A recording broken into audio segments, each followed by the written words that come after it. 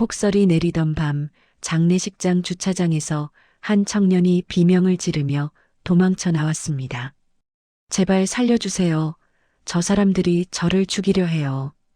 그가 뛰어들어 문을 연 차 안에는 대한민국 문화재단 이사장이 앉아 있었습니다.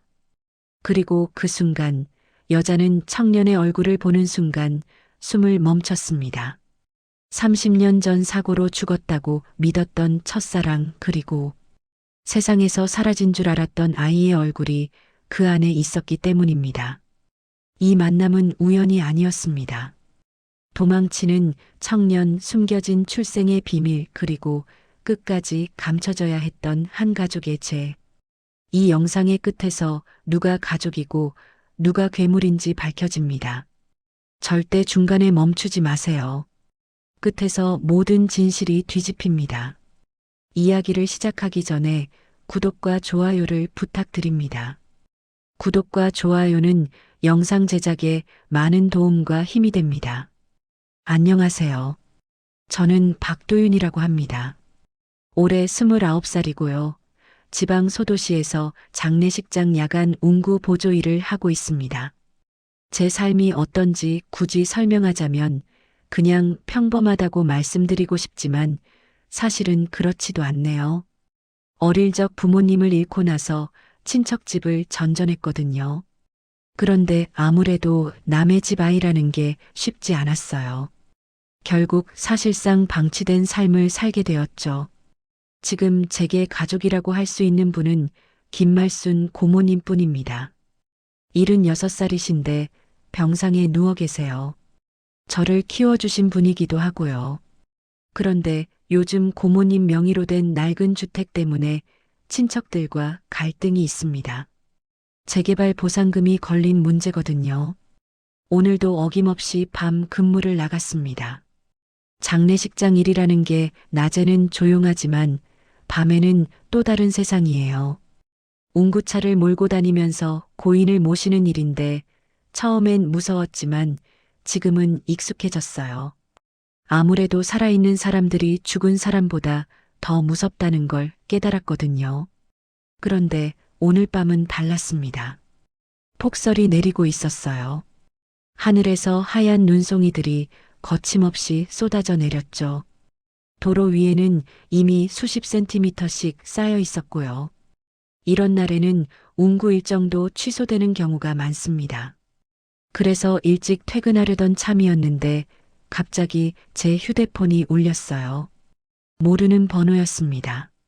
받지 않으려다가 혹시나 해서 받았는데 남자 목소리가 들려왔어요. 박도윤 씨죠? 만나서 얘기 좀 하시죠. 누구신데요? 고모님 집 문제 때문에 온 사람들이에요. 지금 어디 계신가요? 순간 등골이 서늘해졌습니다. 사설 채권업자들이었어요. 고모님이 병원비 때문에 빚을 좀 지셨는데 그게 눈덩이처럼 불어난 모양이었죠. 그런데 문제는 보증을 제가 섰다는 거예요. 고모님 수술비가 급했거든요. 지금 일 중이라서 통화가 어렵습니다. 그럼 일 끝나고 연락 주세요. 안 그러면 직접 찾아갈 수밖에 없어요. 전화가 끊어졌습니다. 손이 떨렸어요. 아무래도 오늘 밤은 집에 들어가면 안 될 것 같았거든요. 그래서 운구차를 몰고 이곳저곳을 돌아다녔습니다. 눈 때문에 시야도 나쁘고 길도 미끄러웠어요. 그런데 백미러를 보니까 검은 승용차 한 대가 계속 따라오고 있었어요. 심장이 빨리 뛰기 시작했죠. 이건 아니다. 급하게 방향을 틀었습니다. 그들도 따라왔어요. 눈 내리는 밤거리를 이렇게 쫓고 쫓기는 게 현실이라니 정말 한심했어요. 29살 남자가 빚쟁이들에게 쫓겨다니는 신세라니요. 결국 장례식장 VIP 주차장으로 들어왔습니다. 여기라면 일단 안전할 거라고 생각했거든요. 운구차를 세우고 주변을 살펴봤어요. 다행히 그들은 여기까지 따라오지 않은 것 같았습니다. 주차장에는 고급 승용차들이 몇 대 서 있었어요. 아마 장례식에 참석한 조문객들 차량인 것 같았죠. 그 중에서도 특히 눈에 띄는 차가 하나 있었습니다. 검은색 대형 세단이었는데 번호판을 보니 서울 차량이더라고요. 눈은 계속 내리고 있었어요. 운구차 안에 앉아서 담배 한 개비를 꺼냈습니다. 담배를 피우면서 생각해 봤죠. 과연 제 인생이 이렇게 흘러가는 게 맞나 싶었거든요. 고모님은 병원에 계시고 친척들은 재산 때문에 다투고 있고 저는 빚쟁이들에게 쫓기고 있고요. 뭔가 꼬인 실타래 같았어요. 어디서부터 풀어야 할지 모르겠더라고요. 그런데 그때였습니다. 장례식장 건물에서 누군가 나오는 게 보였어요. 중년 여성이었는데 정장 차림에 코트를 걸쳤더라고요. 걸음걸이가 우아했어요. 그분이 바로 그 검은 세단 쪽으로 걸어왔습니다. 저도 모르게 그분을 계속 지켜봤어요. 뭔가 범상치 않은 분위기였거든요. 그런데 갑자기 그분이 제 쪽을 돌아보는 거예요. 눈이 마주쳤습니다. 순간 이상한 기분이 들었어요. 마치 어디선가 본 적이 있는 것 같은 느낌이었죠. 그런데 분명히 처음 보는 분이었어요. 그분도 저를 한참 쳐다보시더니 천천히 제게 걸어왔습니다. 운구차 창문을 내렸어요. 눈송이들이 차 안으로 날아들었죠. 괜찮으세요? 그분이 먼저 말을 걸어왔습니다. 목소리가 따뜻했어요. 아, 네. 잠깐 쉬고 있는 중이에요. 이런 밤에 여기서 뭘 하고 계신 거예요? 정직하게 말할 수는 없었죠. 빚쟁이들에게 쫓겨서 숨어 있다고 말할 수는 없잖아요. 일 때문에 잠깐 들렀는데 눈이 너무 많이 와서 조금 쉬었어요. 그분은 고개를 끄덕이더니 제 얼굴을 자세히 들여다봤어요. 뭔가 찾고 있는 것 같은 눈빛이었죠.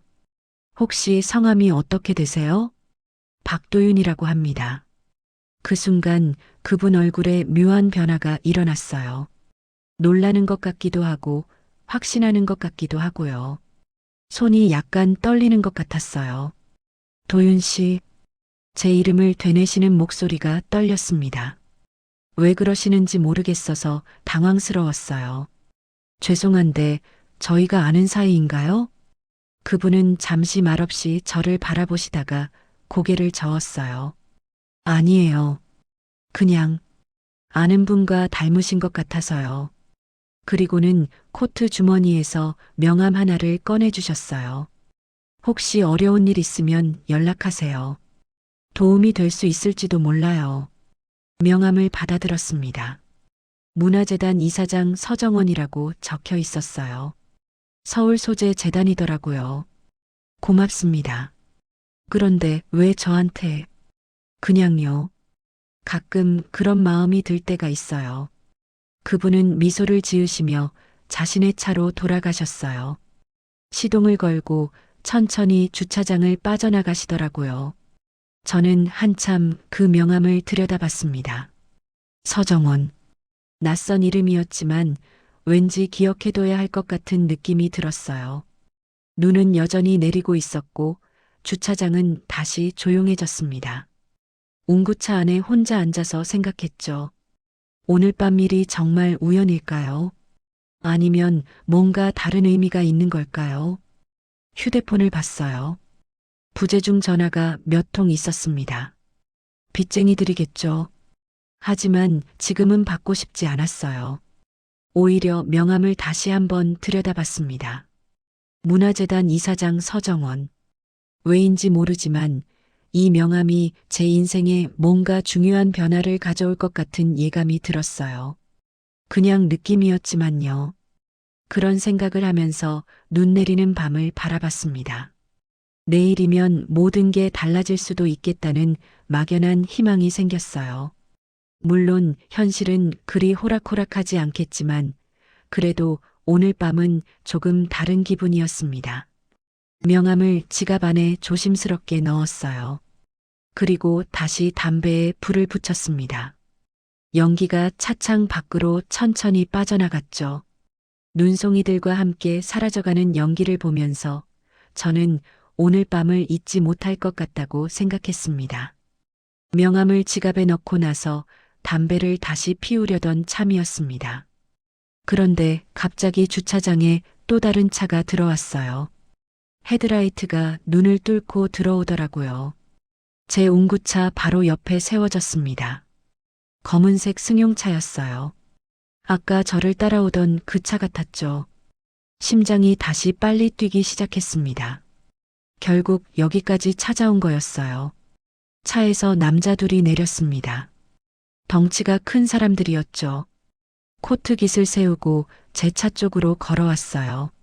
눈을 맞으며 걸어오는 모습이 영화 속 장면 같았어요. 물론 전혀 반갑지 않은 상황이었지만요.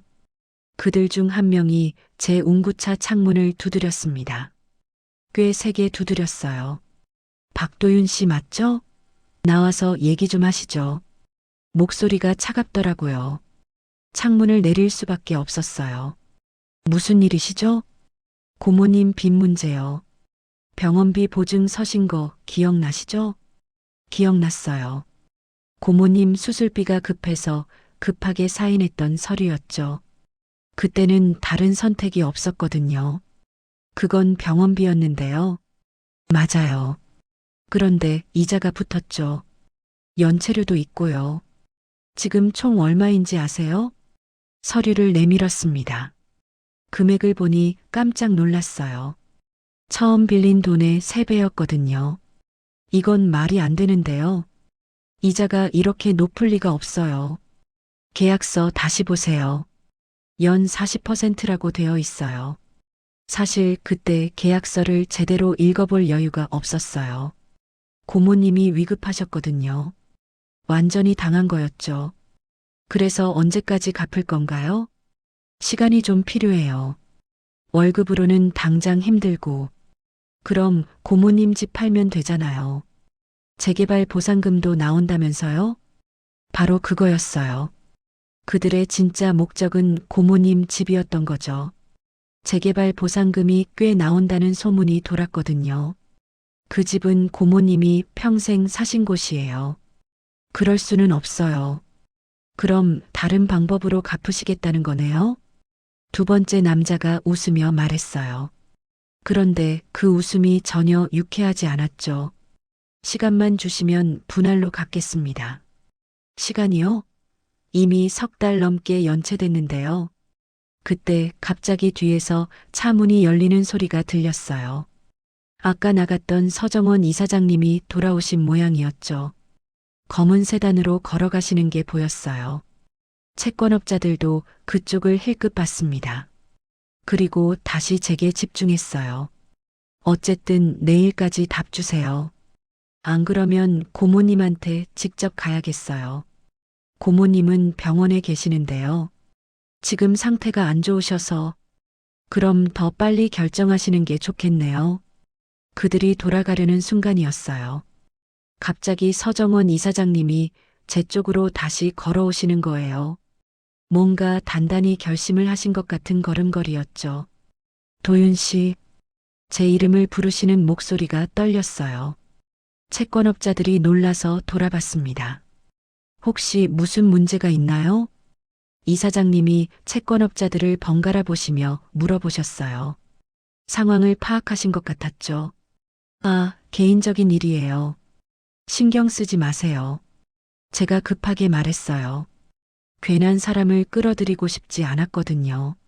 그런데 이사장님은 제 말을 듣지 않으셨어요. 오히려 채권업자들에게 다가가셨죠. 어떤 문제인지 말씀해 보세요. 저희가 처리할 일이니까 신경 쓰지 마세요. 첫 번째 남자가 퉁명스럽게 대답했어요. 그런데 이사장님은 전혀 물러서지 않으셨죠. 도윤 씨와 관련된 일이라면 제가 알아야겠어요. 그 말을 들은 순간 이상했어요. 왜 갑자기 만난 사람에게 그렇게까지 하시는 건지 이해가 안 됐거든요. 혹시 이분이 누구신데요? 두 번째 남자가 의심스럽다는 듯이 물어봤어요.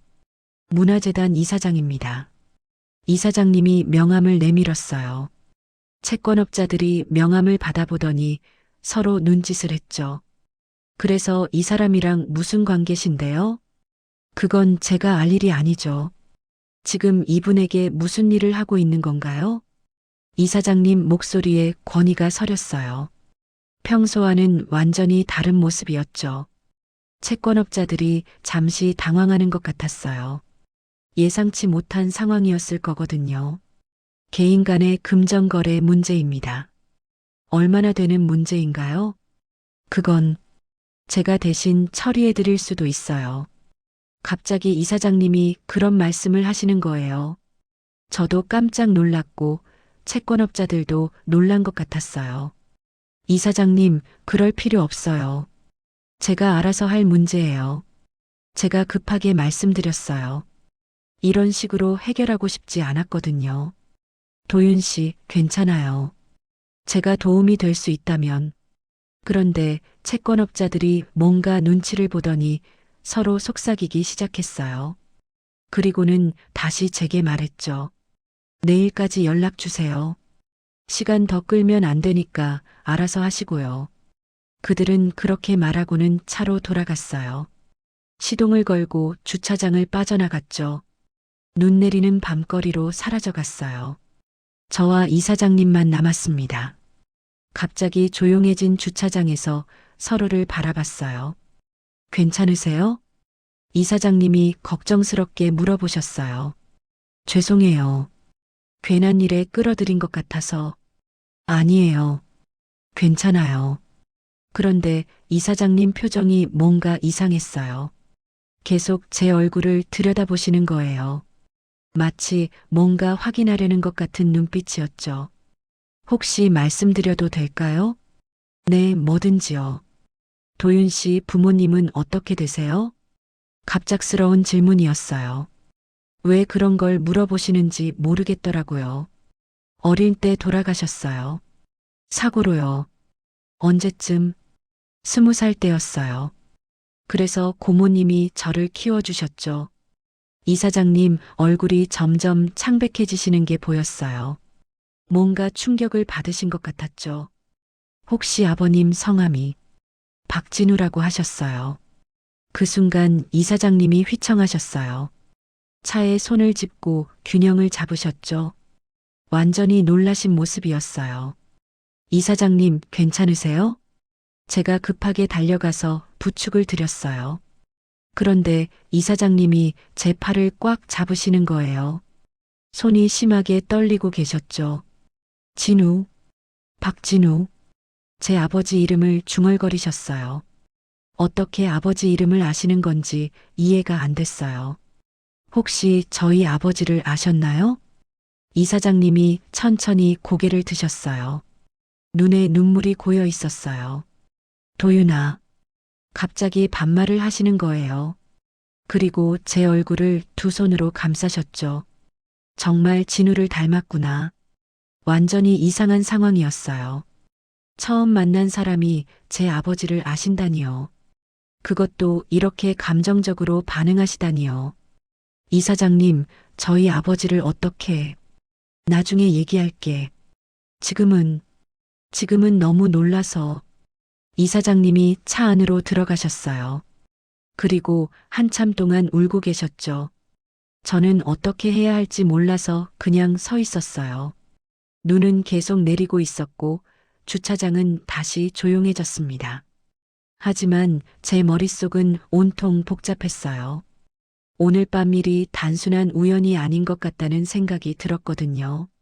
채권업자들 문제도 해결해야 하고 갑자기 나타난 이사장님과 아버지의 관계도 알아야 하고요. 모든 게 얽혀 있는 것 같았어요. 제 인생에 뭔가 큰 변화가 일어나고 있다는 걸 느꼈습니다. 좋은 변화인지 나쁜 변화인지는 아직 모르겠지만요. 이사장님이 한참 동안 차 안에서 울고 계셨어요. 저는 어떻게 해야 할지 몰라서 운구차에 기대어 서 있었죠. 눈은 계속 내리고 있었고 제 어깨 위에도 하얀 눈송이들이 쌓여갔어요. 그런데 갑자기 이사장님 차 뒷문이 열렸어요. 그분이 나오셔서 제게 손짓하셨죠. 도윤아, 차에 타. 여전히 반말이었어요. 뭔가 확신에 찬 목소리였죠. 마치 당연한 일인 것처럼 말씀하시는 거예요. 이사장님, 괜찮으시겠어요? 저는 집에 들어가야. 집에 가면 안 돼. 그 사람들이 또 올 거야. 맞는 말씀이었어요. 채권업자들이 제 집 주소를 알고 있을 테니까요. 오늘 밤은 정말 갈 곳이 없었죠. 그래도 이렇게 폐를 끼칠 수는 폐가 아니야. 어서 와. 이사장님이 다시 차 안으로 들어가셨어요. 그리고 앞쪽 운전석에 앉아있던 기사분에게 뭔가 말씀하시는 게 들렸어요. 김 기사님, 별장으로 가주세요. 네, 이사장님. 기사분이 대답했어요. 그리고 저를 돌아보며 손짓했죠. 손님, 어서 타세요. 더 이상 거절할 수 없는 상황이었어요. 운구차 문을 잠그고 이사장님 차에 올랐습니다. 뒷좌석에 앉으니까 이사장님이 제 손을 잡으셨어요. 여전히 떨리고 계셨죠. 차가 움직이기 시작했어요. 눈 내리는 밤거리를 빠져나갔죠. 창밖으로 보니까 제 운구차가 점점 작아져 가고 있었어요. 이사장님, 정말 괜찮은 건가요? 갑자기 이런 일로. 괜찮아. 오히려 내가 도와야 할 일이야. 왜 저를 도우시려고 하세요? 저희가 아는 사이도 아닌데. 이사장님이 잠시 말을 못 하시더라고요. 뭔가 복잡한 감정이 얼굴에 드러났어요. 나중에 다 얘기해 줄게. 지금은 너를 안전한 곳에 데려다 주는 게 먼저야. 차 안이 따뜻했어요. 히터가 켜져 있었거든요. 그동안 추위에 떨고 있었는데 이제야 몸이 녹는 것 같았죠. 혹시 그 사람들이 얼마를 요구했어? 이사장님이 조심스럽게 물어보셨어요. 2천만 원이요. 처음에 빌린 건 800만 원이었는데 이자랑 연체료가 붙어서 그게 다야? 네. 그런데 사실 그것보다 더 큰 문제가 있어요. 제가 천천히 말씀드렸어요.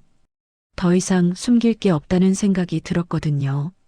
고모님 집을 노리고 있어요. 재개발 보상금이 꽤 나온다고 해서 그 사람들이 처음부터 그걸 노린 것 같아요. 어떻게? 고모님이 수술비 때문에 급해하실 때 그 사람들이 나타났어요. 은행에서는 대출이 안 된다고 하니까 급전을 빌려주겠다고 하더라고요. 이사장님이 고개를 끄덕이셨어요. 상황을 이해하신 것 같았죠. 그래서 서류에 사인을 한 거구나. 네. 그때는 다른 방법이 없었어요. 고모님이 위험하셨거든요. 지금 고모님 상태는 어때? 많이 좋아지셨어요. 수술도 성공했고요. 그런데 이제 퇴원을 하셔야 하는데 그 사람들이 목소리가 떨렸어요. 정말 어떻게 해야 할지 모르겠더라고요. 고모님을 해치겠다고 협박했어? 직접적으로는 안 했지만 그런 식으로 말하더라고요.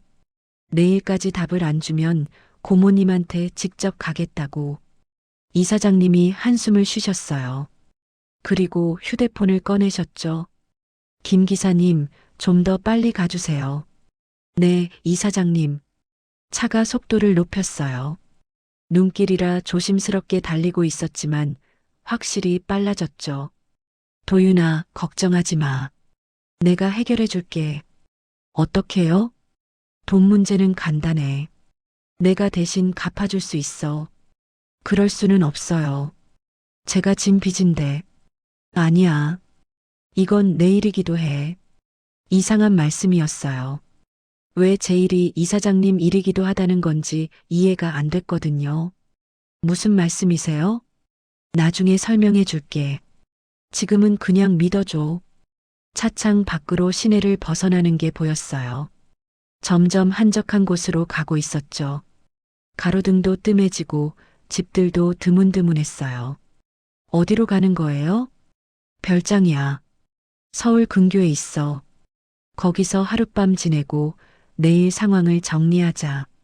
이사장님, 정말 괜찮을까요? 저 때문에 이런 일에. 괜찮다고 했잖아. 오히려 내가 고마워해야 할 일이야. 점점 이해가 안 됐어요. 처음 만난 사람을 이렇게까지 도와주는 이유가 뭘까요? 제 아버지와 아는 사이라고 하셨지만 그것만으로 이런 일을 할 이유는 없잖아요. 혹시 저희 아버지와 어떤 사이셨나요? 이사장님이 잠시 망설이시더라고요. 그리고 천천히 입을 여셨어요. 연인 사이였어. 충격적인 말씀이었어요. 아버지에게 연인이 있었다니요. 어머니 말고 다른 분을 사랑했다는 건가요? 그럼 제 어머니는 내 어머니랑 결혼하기 전 일이야. 대학교 때 만났었어. 그런데 왜? 사고가 있었어. 교통사고였는데. 나는 그때 너희 아버지가 죽은 줄 알았어. 이사장님 목소리가 다시 떨렸어요. 그래서 헤어진 거예요? 아니야. 사고 후에 기억을 잃으셨거든. 나를 기억 못 하셨어. 복잡한 이야기였어요. 그런 과거가 있었다니 상상도 못 했죠. 그 후에 내 어머니를 만나서 결혼한 거야. 나는 그때부터 혼자 살았어. 아이는 없으셨어요? 갑자기 이사장님이 울음을 터뜨렸어요. 정말 슬프게 우시더라고요. 있었어. 진우와의 아이가. 그런데 그 사고 때문에 더 이상 말씀하지 못하셨어요. 너무 슬픈 기억인 것 같았죠. 저도 뭐라고 말해야 할지 몰랐어요. 이런 복잡한 과거가 있었다니요. 그리고 제가 그 중심에 있었다니요. 그래서 너를 보는 순간 진우가 생각났어. 젊은 시절 진우 모습 그대로였거든. 차가 산길로 접어들었어요. 구불구불한 길이었죠. 눈 때문에 더욱 조심스럽게 올라가고 있었어요. 거의 다 왔어요. 기사분이 말씀하셨어요. 창밖으로 보니까 큰 집이 하나 보이더라고요. 2층 양옥집이었는데 꽤 크고 멋있었어요. 저기예요? 응. 평소에는 잘 안 하는데 오늘은 특별한 날이니까. 차가 대문 앞에 섰어요. 자동으로 문이 열리더라고요. 그리고 집 앞 마당까지 들어갔죠. 김 기사님, 수고하셨어요. 내일 아침에 다시 연락드릴게요. 네, 이사장님. 그럼 내일 뵙겠습니다. 기사분이 짐을 내려주고 가셨어요. 저와 이사장님만 남았죠. 집 앞에 서니까 정말 컸어요. 마당도 넓고 집도 웅장했죠. 이런 곳에서 살 수 있다니 부러웠어요. 들어가자. 추워. 이사장님이 현관문을 열어주셨어요. 안으로 들어가니까 따뜻한 공기가 감쌌어요. 바닥 난방이 켜져 있었거든요. 여기는 가끔 와서 쉬는 곳이야. 혼자 있고 싶을 때 거실이 정말 멋있었어요. 큰 소파와 벽난로, 그리고 커다란 창문이 있었죠. 창 밖으로는 눈 덮인 정원이 보였어요. 배고프지? 뭔가 만들어줄게. 괜찮아요. 너무 신세만 지는 것 같아서. 신세가 아니라고 했잖아. 어서 앉아. 소파에 앉으니까 정말 편했어요. 그동안 긴장하고 있었는데 이제야 좀 안전한 기분이 들었죠. 이사장님이 부엌에서 뭔가 준비하시는 소리가 들렸어요. 그 사이에 저는 오늘 일을 다시 생각해 봤어요. 아침에는 평범한 하루였는데 저녁이 되니까 완전히 다른 세상에 와 있었어요. 빚쟁이들에게 쫓기다가 갑자기 나타난 이사장님의 도움을 받게 되었고요. 그런데 뭔가 이상한 기분도 들었어요. 과연 이게 정말 우연일까요? 아니면 뭔가 다른 이유가 있는 걸까요? 이사장님이 라면을 끓여주셨어요. 간단한 거라고 하셨지만 정말 맛있었죠. 하루 종일 제대로 먹지 못했거든요. 도윤아, 내일부터는 걱정하지 마. 내가 다 해결해 줄게. 정말 괜찮으세요? 이런 큰 일을 괜찮다고 몇 번 말해야 해. 오히려 내가 해야 할 일이야. 여전히 이해가 안 됐어요. 왜 이렇게까지 해주시는 건지요. 그날 밤 저는 2층 방에서 잤어요. 깔끔하고 따뜻한 방이었죠. 침대도 정말 편했어요. 하지만 잠이 안 왔어요. 오늘 일이 자꾸 생각났거든요. 그리고 이사장님의 말씀도요. 제 아버지와의 과거 이야기가 머릿속에서 맴돌았어요. 창 밖으로는 여전히 눈이 내리고 있었어요. 하얀 눈송이들이 유리창에 부딪혀서는 녹아내렸죠. 내일이면 모든 게 달라질 거라고 이사장님이 말씀하셨어요. 정말 그럴까요? 아니면 더 복잡한 일들이 기다리고 있는 걸까요? 한 가지 확실한 건 제 인생이 완전히 바뀌고 있다는 거였어요. 좋은 방향으로 바뀌길 바라지만 아직은 확신할 수 없었죠. 이사장님이 왜 저를 도와주시려는지 진짜 이유가 뭔지 궁금했어요. 내일이면 알 수 있을까요? 그런 생각을 하면서 점점 잠에 빠져들었어요. 오랜만에 따뜻한 침대에서 자는 밤이었습니다. 새벽에 눈을 떴어요. 처음에는 여기가 어딘지 몰랐죠. 천장이 높고 침대가 너무 편해서 혼란스러웠거든요. 그러다가 어제 일이 생각났어요. 서정원 이사장님 별장에 있다는 걸요. 창문으로 아침 햇살이 들어오고 있었어요. 눈이 그쳤나 봐요. 밖을 보니까 온 세상이 하얗게 덮여 있었죠. 정말 아름다웠어요. 이런 풍경을 침대에서 보게 될 줄은 꿈에도 몰랐거든요. 씻고 싶어서 화장실에 갔어요. 그런데 너무 깨끗하고 고급스러워서 놀랐죠. 수건도 폭신폭신하고 비누도 좋은 냄새가 났어요. 평소에 쓰던 것과는 차원이 달랐거든요. 거울을 보니까 제 모습이 초라해 보였어요. 어제 입고 온 옷 그대로였는데 이런 곳에는 어울리지 않는 것 같았죠. 갑자기 민망한 기분이 들었어요. 아래층에서 무슨 소리가 들렸어요. 이사장님이 깨어나신 것 같았죠.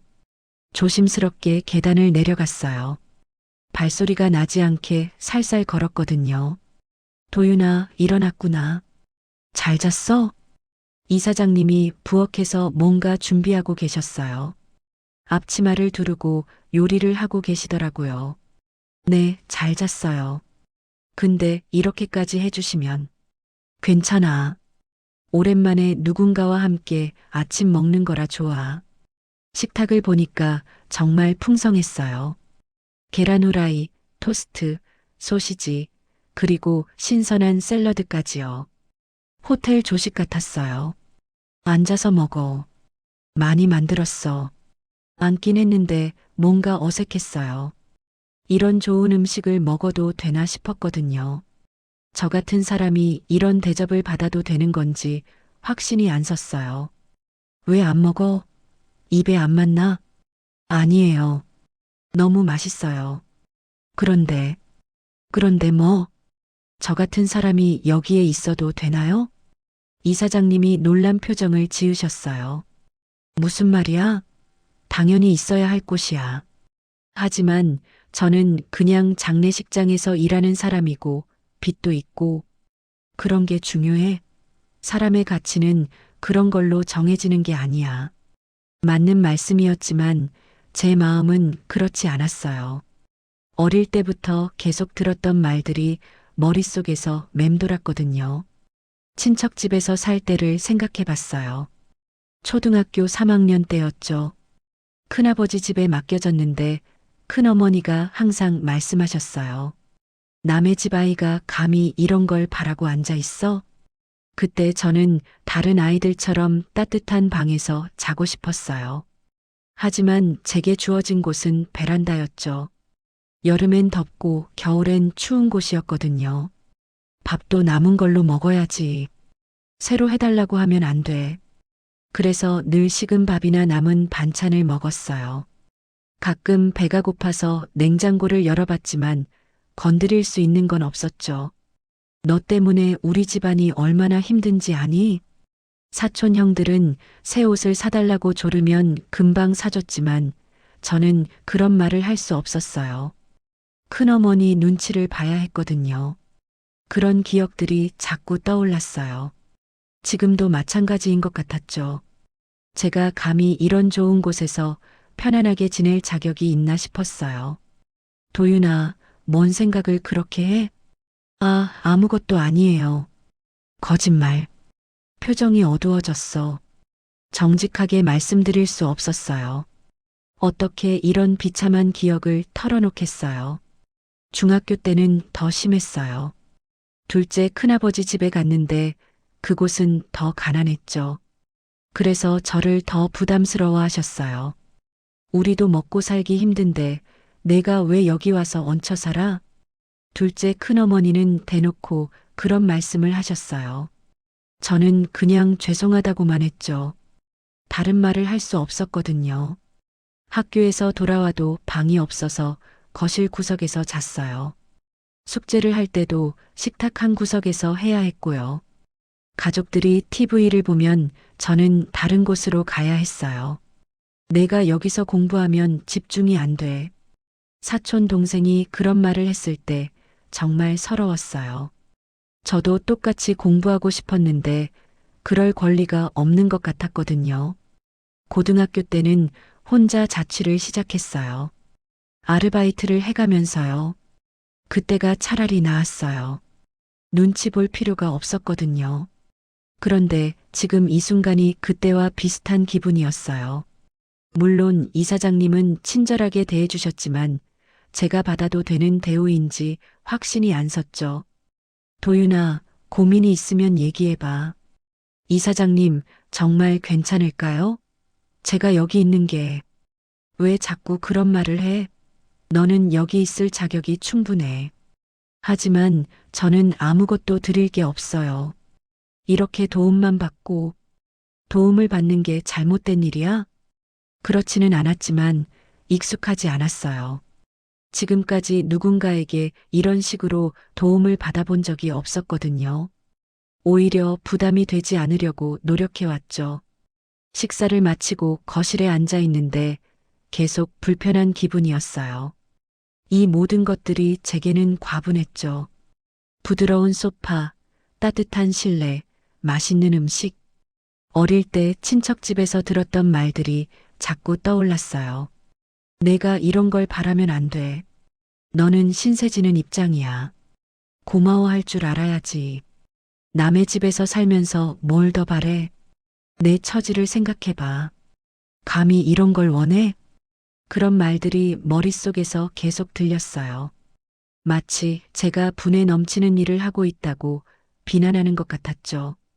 이사장님은 신문을 보시며 가끔 제게 말을 걸어주셨어요. 정말 친어머니처럼 다정하게 대해주셨죠. 그런데 그럴수록 더 죄송한 마음이 들었어요. 점심때가 되자 또 맛있는 음식을 차려주셨어요.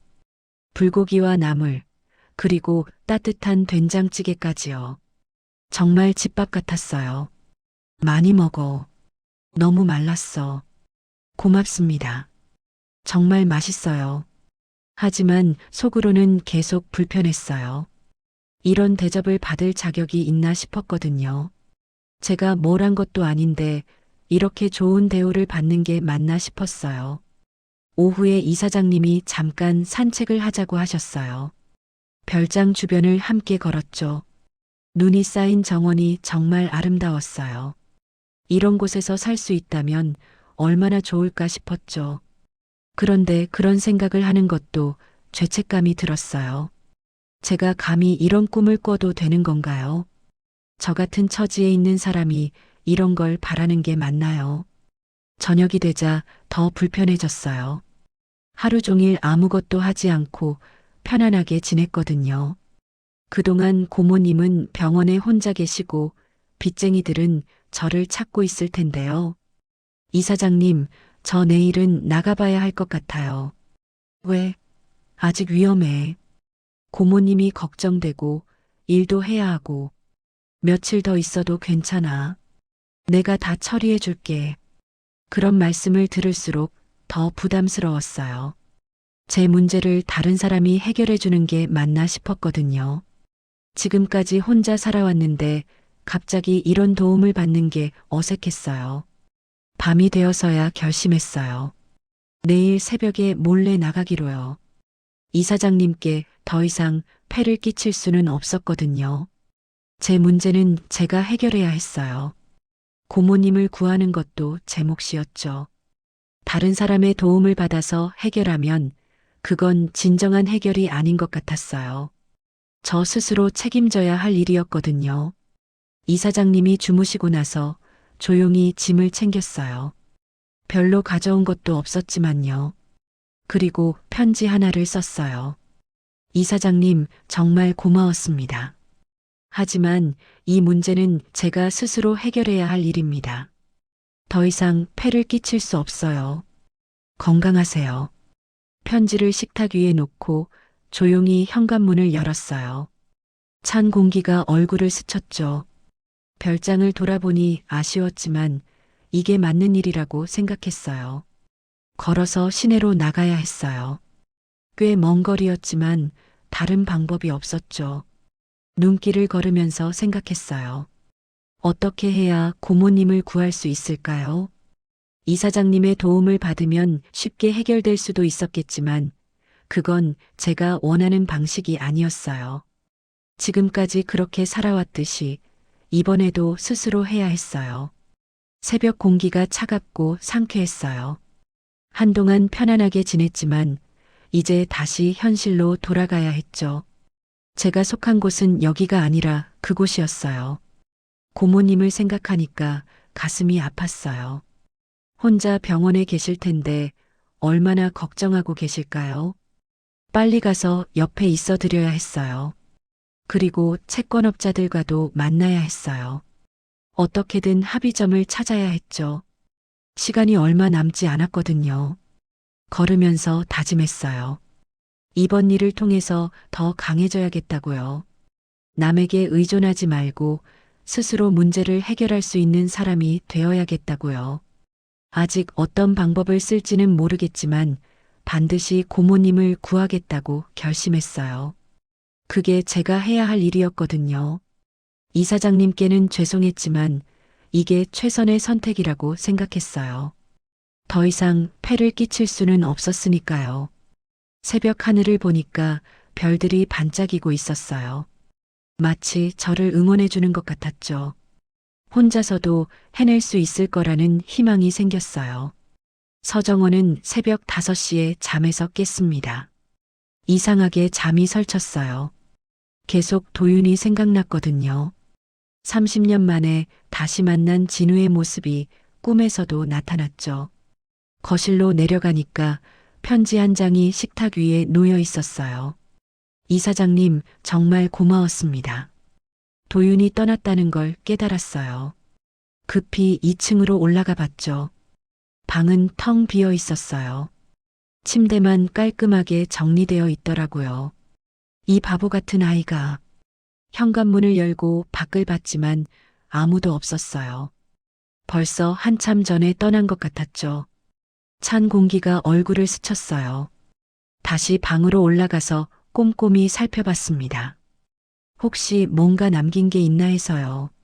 침대 옆 서랍 위에 작은 수첩 하나가 있었어요. 도윤이 깜빡하고 두고 간 것 같았죠. 수첩을 펼쳐봤어요. 병원비 계산이나 일정 메모들이 적혀 있었죠. 그런데 뒷장에 오래된 사진 한 장이 끼워져 있었어요. 사진을 꺼내서 봤습니다. 젊은 남자가 웃고 있는 모습이었어요. 30년 전의 박진우였죠. 도윤 아버지의 젊은 시절 모습이었어요. 사진 뒷면에 글씨가 적혀 있었습니다. 정원이에게 영원히 사랑해 마이너스 진우. 그 글씨를 보는 순간 심장이 멈추는 것 같았어요. 분명히 진우의 필체였거든요. 30년 전에 받았던 편지들과 똑같은 글씨체였죠. 손이 떨렸어요. 사진을 떨어뜨릴 뻔했죠. 어떻게 이런 사진이 도윤에게 있을까요? 사고로 모든 게 사라졌다고 생각했는데요. 서정호는 소파에 주저앉았어요. 30년 전 기억이 되살아났죠. 그날의 일들이 하나씩 떠올랐어요. 진우와 마지막으로 만났던 날이었어요. 그날 진우가 이상한 말을 했었죠. 정원아, 나한테 무슨 일이 생기면 왜 갑자기 그런 말을 해? 그냥 혹시나 해서 너를 지키려면 나부터 조심해야 할 것 같아. 그때는 무슨 말인지 몰랐어요. 그런데 다음날 교통사고가 났다는 연락을 받았죠. 진우가 의식불명 상태라고 했어요. 병원에 달려갔을 때 진우는 기억을 잃은 상태였어요. 서정원을 알아보지 못했죠. 의사는 뇌손상 때문이라고 했어요. 그 후에 오빠 서만호가 나타났었어요. 정원아, 이제 포기해. 진우는 예전 사람이 아니야. 오빠가 무슨 상관이에요? 재단 일을 생각해야지. 이런 일로 정신 팔리면 안 돼. 그때도 오빠가 이상했어요. 마치 사고를 미리 알고 있었던 것 같았거든요. 며칠 후 진우가 퇴원했다는 소식을 들었어요. 그리고 다른 여자와 결혼했다고 했죠. 도윤의 어머니였을 거예요.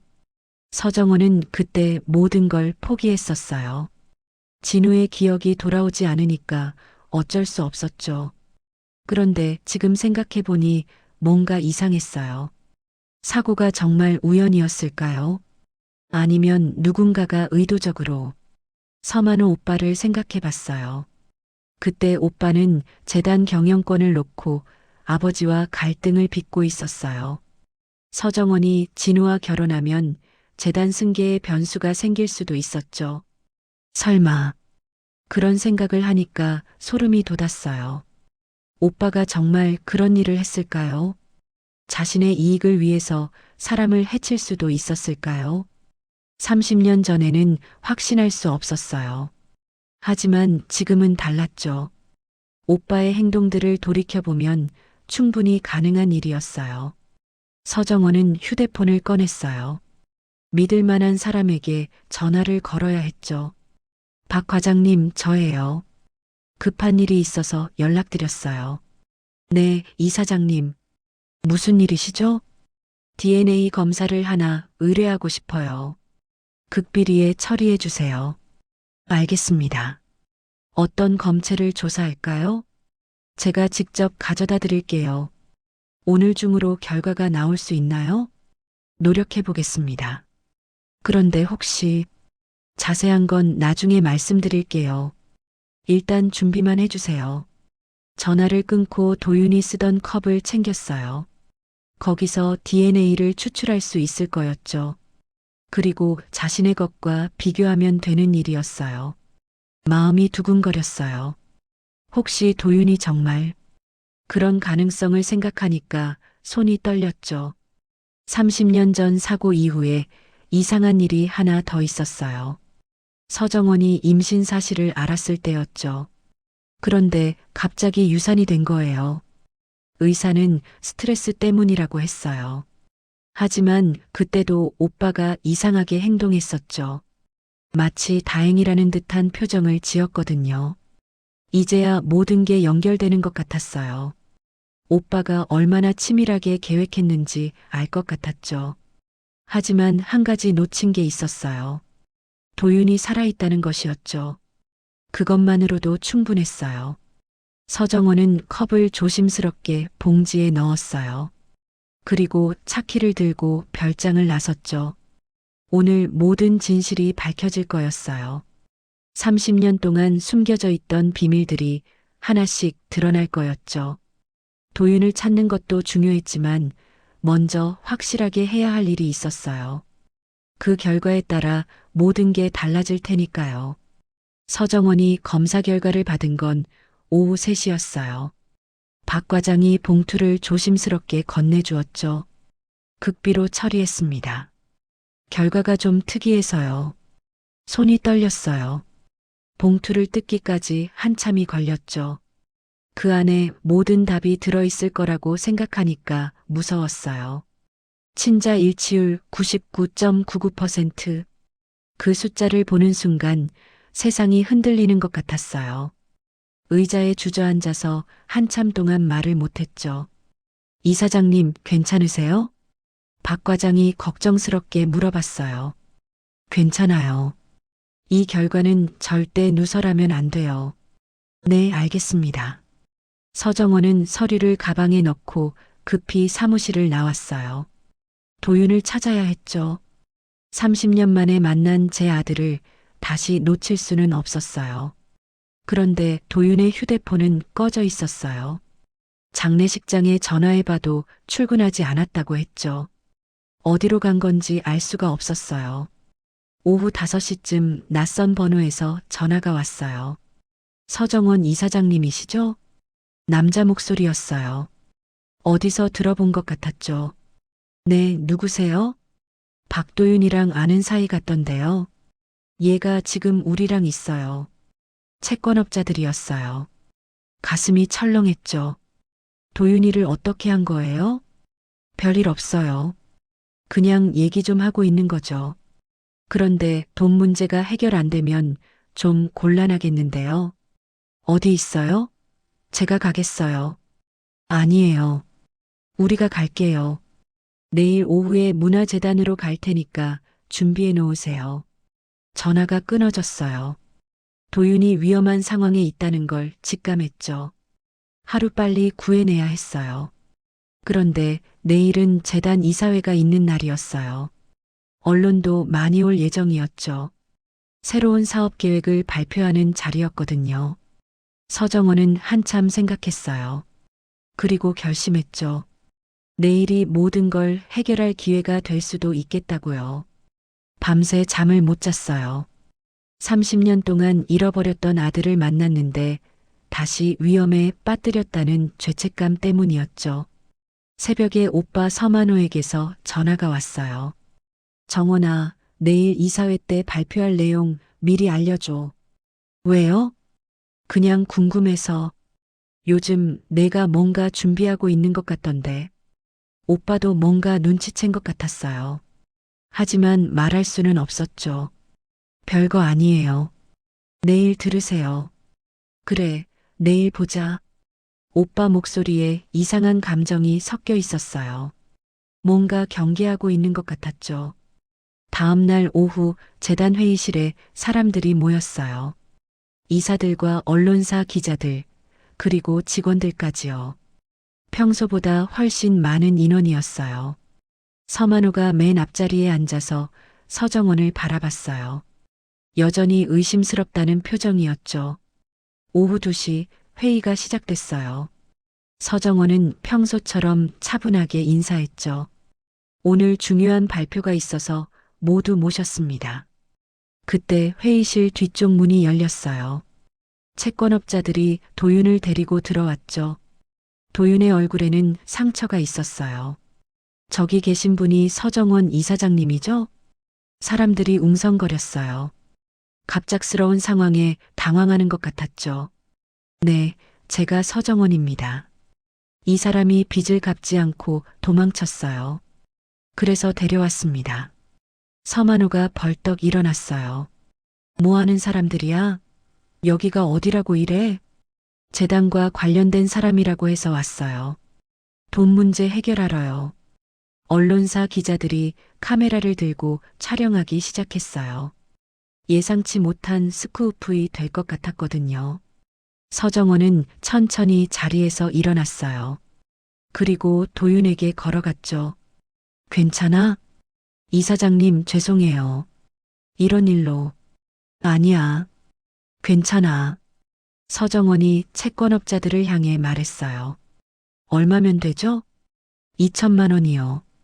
이자 포함해서요. 알겠어요. 지금 바로 처리해 드릴게요. 서만호가 급하게 끼어들었어요. 정원아, 무슨 짓이야? 이런 사람들한테 왜 돈을 줘? 제 일이에요. 오빠는 상관하지 마세요. 재단 돈을 함부로 쓸 수는 없어. 회의실이 조용해졌어요. 모든 사람들이 이 상황을 지켜보고 있었죠. 서정원은 마이크 앞에 섰어요. 그리고 깊게 숨을 쉬었죠. 오늘 중요한 발표를 하려고 했는데 상황이 이렇게 됐네요. 기자들이 집중했어요. 뭔가 큰 뉴스가 나올 것 같은 분위기였거든요. 먼저 이분들 문제부터 해결하겠습니다. 서정원이 수표를 써서 건네줬어요. 채권업자들이 확인하더니 고개를 끄덕였죠. 확인됐습니다. 그럼 이만 가보겠어요. 그들이 나가자 회의실이 다시 조용해졌어요. 서정원은 도윤의 손을 잡았어요. 그리고 모든 사람들 앞에 섰죠. 제가 오늘 발표하려던 내용은 이것입니다. 서만호의 얼굴이 긴장으로 굳어졌어요. 이 사람은 박도윤 씨라고 합니다. 도윤이 당황해서 서정원을 봤어요. 갑자기 소개받는 상황이 어색했거든요. 그런데 박도윤 씨에게는 다른 이름도 있어요. 회의실이 숨막힐 정도로 조용해졌어요. 30년 전에 제가 낳았던 아이의 이름은 서도윤이었습니다. 기자들이 웅성거리기 시작했어요. 무슨 말인지 이해가 안 됐거든요. 서만호가 소리쳤어요. 정원아, 정신 차려. 뭔 소리를 하는 거야? 오빠도 기억하시죠? 30년 전 교통사고 말이에요. 서정원의 목소리가 떨렸어요. 하지만 계속 말했죠. 그 사고로 제 연인이 기억을 잃었고 제가 낳은 아이도 죽었다고 알고 있었어요. 도윤이 깜짝 놀라서 서정원을 쳐다봤어요. 그런데 아이는 죽지 않았어요. 살아 있었습니다. 서정원이 가방에서 서류를 꺼냈어요. DNA 검사 결과입니다. 친자 일치율 99.99%예요. 서류를 높이 들어 보였죠. 기자들이 앞다퉈 촬영했어요. 이 아이는 제 아들입니다. 회의실이 완전히 조용해졌어요. 모든 사람들이 충격에 빠진 것 같았죠. 도윤이 가장 놀란 표정이었어요. 이사장님, 이게 무슨... 도윤아, 미안해. 이렇게 갑작스럽게 얘기해서 서정원의 눈에서 눈물이 흘렀어요. 30년 동안 죽은 줄 알았어. 그런데 살아있었구나. 서만호의 얼굴이 창백해졌어요. 뭔가 들킨 것 같은 표정이었죠. 정원아, 그게 사실이라는 증거가 어디 있어? DNA 검사가 증거예요. 그리고 서정원이 또 다른 서류를 꺼냈어요. 30년 전 사고 기록도 다시 조사해 봤어요. 이상한 점이 많더라고요. 기자들이 더욱 집중했어요. 이건 단순한 가족 상봉 이야기가 아닌 것 같았거든요. 브레이크 장치에 인위적인 조작 흔적이 있었다고 나와 있어요. 서만호가 벌떡 일어났어요. 뭔 헛소리야. 그런 건 처음 들어보는데? 오빠도 몰랐을 거예요. 저도 최근에야 알았거든요. 서정원이 차분하게 말을 이어갔어요. 그리고 병원 기록도 이상해요. 제가 낳은 아이가 사망했다는 기록이 있는데 담당 의사 진술과 다르더라고요. 도윤이 떨리는 목소리로 물어봤어요. 그럼 제 아버지, 박진우 씨는 내 친아버지가 맞아. 기억을 잃기 전에 우리 사이에서 태어난 아이가 너야. 회의실이 완전히 뒤바뀐 분위기였어요. 처음에는 단순한 채무 문제인 줄 알았는데 30년간 숨겨진 비밀이 드러나는 상황이 된 거죠. 기자들이 질문을 쏟아내기 시작했어요. 이사장님, 그럼 30년 동안 아드님을 못 찾으신 건가요? 네. 죽은 줄 알고 있었어요. 왜 지금까지 숨겨져 있었던 걸까요? 서정원이 서만호를 쳐다봤어요. 그것도 조사해봐야 할 문제예요. 서만호의 얼굴에서 혈색이 완전히 사라졌어요. 뭔가 큰일이 벌어질 것 같다는 걸 직감한 것 같았죠. 정원아, 이런 식으로 하면 안 돼. 재단에 무슨 일이 생기겠어? 재단보다 중요한 게 있어요. 제 아들이에요. 서정원이 도윤의 손을 꽉 잡았어요. 30년 늦었지만 이제부터는 제가 지킬게요. 도윤이 눈물을 흘렸어요. 평생 혼자였는데 갑자기 어머니가 생긴 거였죠. 어머니. 그 한마디가 회의실을 완전히 바꿔놓았어요. 모든 사람들이 감동받은 표정이었죠. 서만호만 혼자 당황하고 있었어요. 지금까지 숨겨왔던 비밀이 하나씩 드러나고 있었거든요. 오빠, 이제 진실을 말해주세요. 30년 전에 정말 무슨 일이 있었던 거예요? 서만호가 입을 다물었어요. 하지만 이미 늦었죠. 모든 게 밝혀지기 시작했으니까요. 회의실이 웅성거리는 가운데 서정원의 휴대폰이 울렸어요. 김말순 고모님에게서 온 전화였죠. 여보세요, 고모님. 도윤이 급하게 전화를 받았어요. 도윤아, 너 어디 있니? 병원에 이상한 사람들이 와서. 무슨 일이에요? 녹취기 같은 걸 가져오더라. 30년 전 일을 증언해 달라고 하는데 서정원이 전화를 대신 받았어요.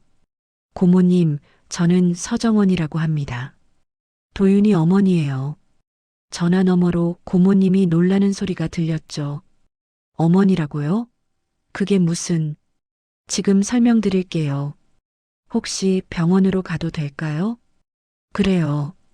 오세요. 할 말이 많아요. 전화를 끊고 서정원이 기자들에게 말했어요. 잠깐 중요한 증인을 모셔오겠습니다. 30분만 기다려주세요. 서만호가 급하게 일어섰어요. 정원아, 이런 식으로 하면 안 돼. 재단 이미지가. 오빠는 이제 조용히 계세요. 더 큰일 나기 전에요. 서정원과 도윤이 회의실을 나갔어요. 서만호는 창백한 얼굴로 자리에 남았죠. 병원에 도착하니 김말순 고모님이 휠체어에 앉아 계셨어요. 많이 회복되신 모습이었죠. 도윤아, 정말 고생했구나. 고모님이 도윤의 손을 잡고 우셨어요. 고모님, 이분이 제 친어머니시래요. 알고 있어. 30년 전부터 알고 있었어. 서정원이 깜짝 놀랐어요.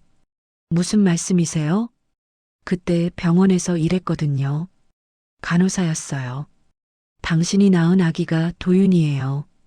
고모님이 천천히 말씀하기 시작했어요. 사고 당일 밤이었어요.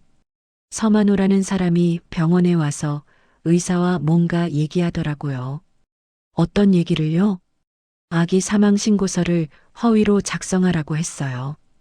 돈을 많이 줬거든요. 충격적인 증언이었어요.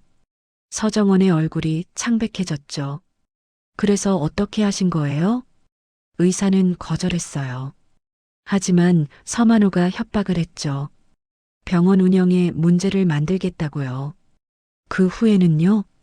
아기를 몰래 데리고 나왔어요. 그때 제가 돌보기로 했거든요. 언젠가는 친어머니를 찾아주려고 했는데 고모님이 눈물을 흘렸어요. 너무 오래 걸렸어요. 미안해요. 서정원이 고모님의 손을 잡았어요. 고맙습니다. 30년 동안 제 아들을 지켜주셔서. 그런데 더 중요한 게 있어요. 고모님이 가방에서 오래된 녹음기를 꺼냈어요. 그때 몰래 녹음했거든요. 증거로 남겨둬야 할 것 같아서요. 30년 된 녹음기였지만 작동했어요. 재생 버튼을 누르자 목소리가 들렸죠. 이 일은 절대 누설하면 안 됩니다. 서만호의 목소리였어요. 30년 전보다 젊었지만 분명히 그 사람이었죠. 아기가 살아있다는 걸 누가 알면 큰일 납니다. 하지만 이건 범죄 행위예요. 의사의 목소리도 들렸어요. 제가 책임질게요. 대신 입을 단단히 다무세요. 이 아기는 어떻게 하시려고. 없던 일로 만들어야 합니다. 서정원이 알면 안 돼요. 녹음이 끝났어요. 결정적인 증거였죠. 서정원이 떨리는 목소리로 말했어요. 이걸 왜 지금까지 숨기셨어요? 무서웠어요. 서만호가 워낙 권력이 있었거든요. 그런데 이제는 말해야 할 것 같아요. 도윤이 고모님을 꼭 안았어요. 고모님 정말 고생하셨어요. 도윤아, 이제 내 친어머니를 만났으니까 다행이야. 세 사람이 다시 재단으로 돌아왔어요. 회의실에는 여전히 많은 사람들이 기다리고 있었죠. 서정원이 녹음기를 테이블 위에 놓았어요. 30년 전 진실을 보여드리겠습니다. 녹음이 재생되자 회의실이 조용해졌어요. 서만호의 목소리가 명확하게 들렸죠. 기자들이 앞다퉈 받아쓰기 시작했어요. 이건 정말 큰 스캔들이 될 사건이었거든요. 녹음이 끝나자 서만호가 벌떡 일어났어요. 가짜야. 조작된 거야. 조작이라고요? 그럼 목소리 감식을 해보시죠. 서정원이 차분하게 대답했어요. 그리고 병원 기록도 다시 조사해보면 나올 거예요. 당시 담당 의사도 아직 살아계시거든요. 서만호의 얼굴이 완전히 무너졌어요. 더 이상 부정할 수 없다는 걸 깨달은 것 같았죠.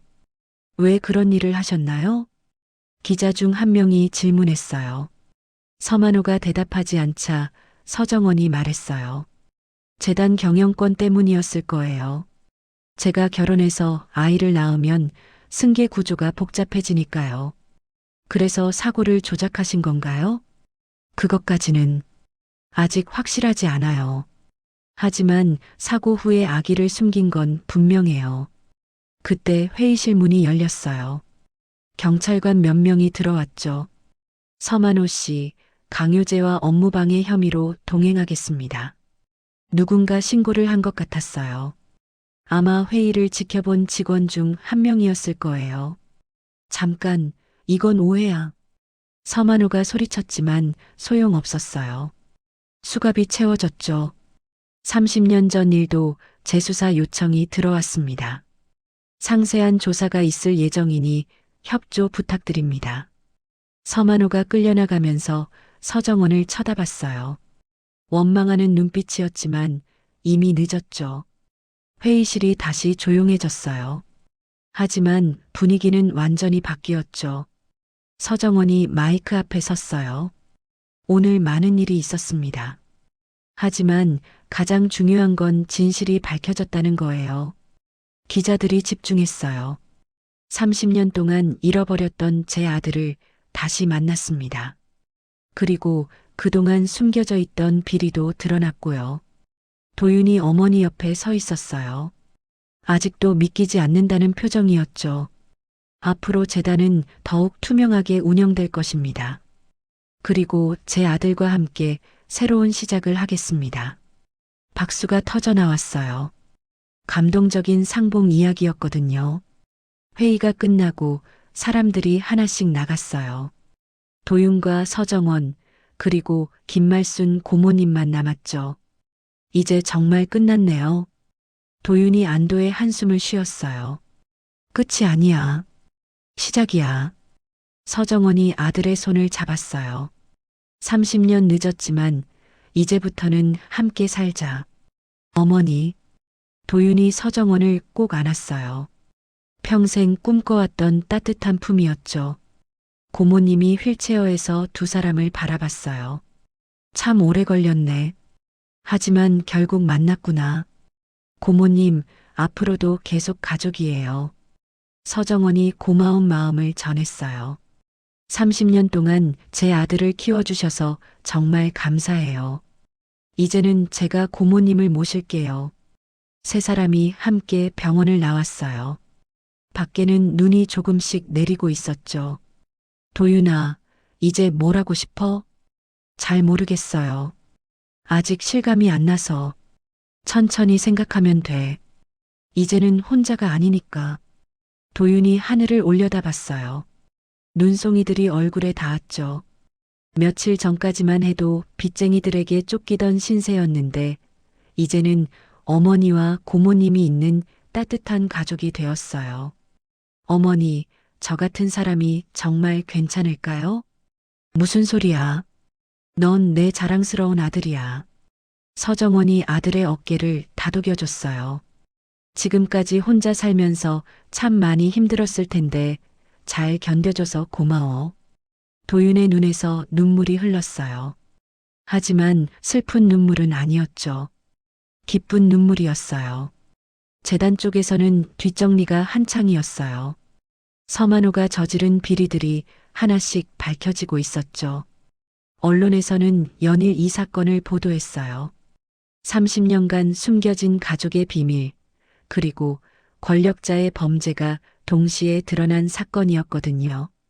서만호는 결국 여러 혐의로 기소됐어요. 강요죄, 업무방해죄, 그리고 30년 전 사고와 관련된 혐의들까지요. 재판이 진행되는 동안 도윤은 새로운 삶을 시작했어요. 어머니 서정원과 함께 살면서 재단 일을 배우기 시작했죠. 처음에는 어려울 거야. 하지만 천천히 배우면 돼. 네, 열심히 하겠어요. 도윤에게는 이제 지킬 사람들이 생겼어요. 어머니와 고모님, 그리고 재단에서 일하는 많은 사람들이요. 30년 동안 혼자였지만 이제는 누군가의 편이 되어줄 수 있었어요. 그게 가장 행복한 일이었죠. 김말순 고모님도 서정원이 마련해준 요양원에서 편안하게 지내게 됐어요. 최고급 시설에서 전문적인 치료를 받을 수 있었죠. 도윤아, 이제는 정말 걱정 없겠다. 고모님도 편히 쉬세요. 자주 뵈러 올게요. 모든 것이 제자리를 찾아가고 있었어요. 30년간 꼬여있던 실타래가 하나씩 풀리고 있었죠. 도윤은 가끔 예전 일을 생각했어요. 장례식장에서 야간 근무를 하던 시절, 빚쟁이들에게 쫓기던 밤, 별장에서 보낸 따뜻한 시간들. 모든 게 꿈 같았어요. 하지만 분명한 현실이었죠. 이제는 누군가를 도울 수 있는 힘이 생겼어요. 과거의 자신처럼 어려운 처지에 있는 사람들을 위해 무언가를 할 수 있었죠. 그게 도윤이 찾은 새로운 목표였어요.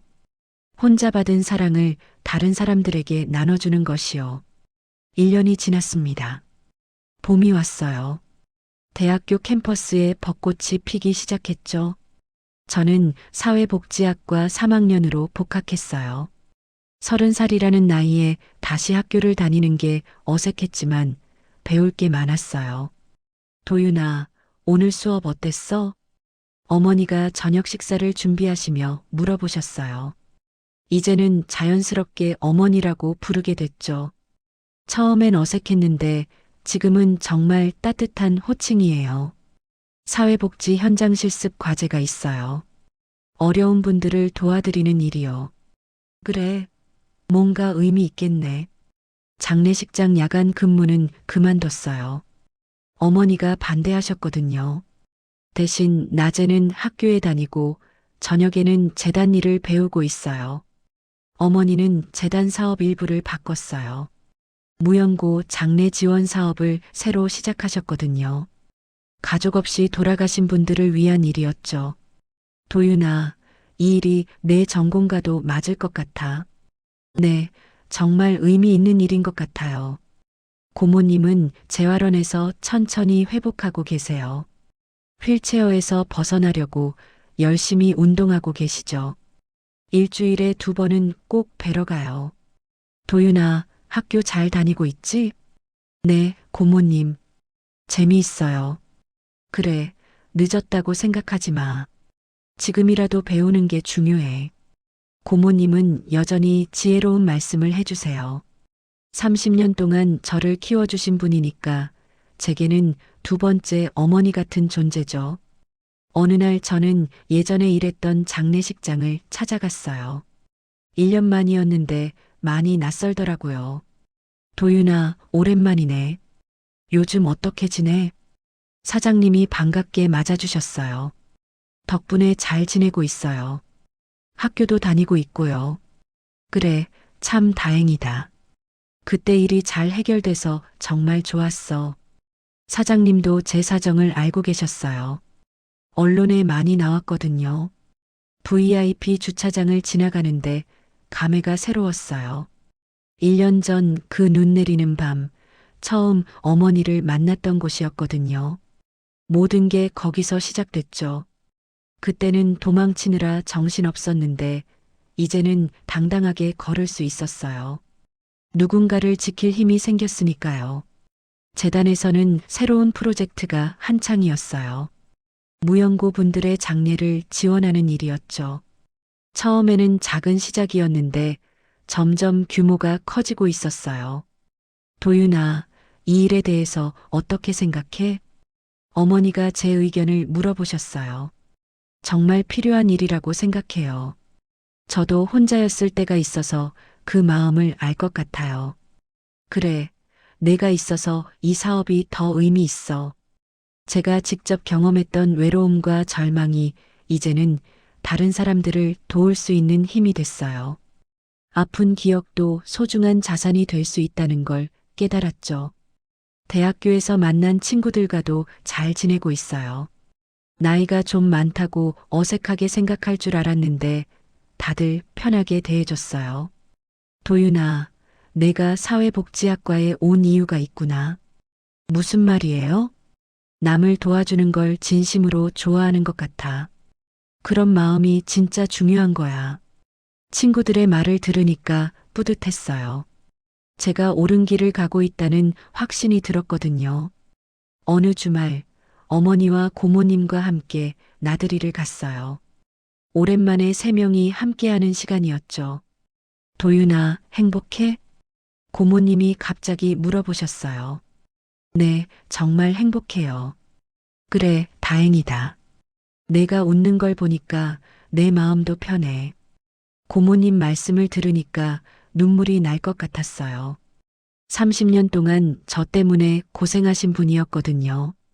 고모님, 그동안 정말 고마웠어요. 뭘 고마워해? 가족이잖아. 가족이라는 말이 참 따뜻하게 들렸어요. 피로 이어진 가족도 있지만 마음으로 이어진 가족도 있다는 걸 깨달았죠. 며칠 후 재단에서 새로운 무연고 장례가 있었어요. 혼자 돌아가신 할아버지였는데 가족이 아무도 없으셨대요. 장례식장에 도착해서 준비를 하는데 1년 전 생각이 났어요. 그때도 이곳에서 웅구차를 몰고 다녔었죠. 이제는 제가 지켜드릴게요. 할아버지의 영정 앞에서 조용히 말씀드렸어요. 예전에는 그냥 일이었지만 이제는 진심으로 마음을 담을 수 있었어요. 돌아오는 길에 어머니가 말씀하셨어요. 도윤아, 가족이 뭐라고 생각해? 사랑하는 사람들이요. 그래, 맞아. 핏줄보다 중요한 건 마음이야. 끝까지 손을 놓지 않는 사람이 진짜 가족이지. 어머니 말씀이 가슴에 깊이 와 닿았어요. 고모님도 그랬고, 어머니도 그렇고, 모두 끝까지 제 손을 놓지 않은 분들이었거든요. 저녁에 집으로 돌아와서 세 명이 함께 식사했어요. 평범한 일상이었지만 저에게는 꿈 같은 시간이었죠. 내일 뭐 할 거야? 학교 가서 수업 듣고 저녁에는 재단 일 배울 거예요. 바쁘겠네. 괜찮아요. 재미있어요. 정말 재미있었어요. 할 일이 있다는 것, 누군가를 도울 수 있다는 것, 사랑하는 사람들이 있다는 것, 모든 게 감사했어요. 밤에 혼자 방에서 일기를 쓸 때가 있어요. 1년 전 일들을 돌이켜보면서요. 그때는 정말 막막했거든요. 갈 곳도 없고 의지할 사람도 없었죠. 하지만 포기하지 않았어요. 고모님을 지키려고 했고 결국 어머니를 만났어요. 이제는 도망치지 않아요. 어려운 일이 있어도 함께 해결할 사람들이 있으니까요. 창 밖을 보니까 별이 반짝이고 있었어요. 1년 전 그날 밤에도 별이 있었을 거예요. 저를 지켜보면서 응원해주고 있었을 거라고 생각해요. 내일도 새로운 하루가 시작될 거예요. 학교에서 배우고, 재단에서 일하고, 가족들과 함께 저녁을 먹을 거예요. 평범하지만 소중한 일상이에요. 1년 전에는 꿈도 꾸지 못했던 삶이죠. 지금 이 글을 읽고 계신 분들 중에도 어려운 상황에 계신 분이 있을지도 몰라요. 하지만 포기하지 마세요. 언젠가는 따뜻한 손길이 닿을 거예요. 가족은 피가 아니라 끝까지 손을 놓지 않는 사람이에요. 그런 사람을 만나실 수 있을 거예요. 저처럼요. 그럼 오늘 이야기는 여기까지입니다. 영상을 시청해주신 모든 분들 고맙습니다. 저는 AI 나레이션 사연 읽는 펭귄이었습니다. 구독과 좋아요 부탁드립니다. 감사합니다.